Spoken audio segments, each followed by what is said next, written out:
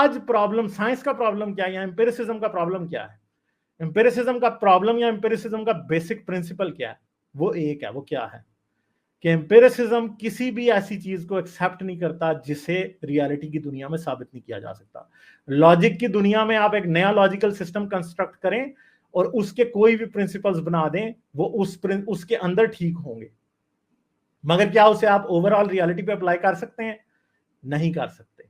यही चीज है, अभी आपने लॉजिक का प्रिंसिपल, अभी मैंने आपको बताया कि क्या एक ही वक्त में सोक्रेट्स प्लेटो भी हो सकता है? नहीं हो सकता, लॉजिक ये कहती है, मगर क्वांटम मैकेनिक्स उस लॉजिक की ऐसी की तैसी करके रख देती है। दूसरी बात, क्या एक ही वक्त में गालिब दो जगहों पे हो सकता है? नहीं हो सकता, ये लॉजिक के खिलाफ है चीज, मगर क्वांटम मैकेनिक्स इस चीज को भी तोड़ के रख देती है। मगर प्रॉब्लम क्या है, अब हम बात कर रहे हैं लॉजिक को रियलिटी से टेस्ट करने की। रियलिटी के रेलम के अंदर क्वांटम मैकेनिक्स भी आती है,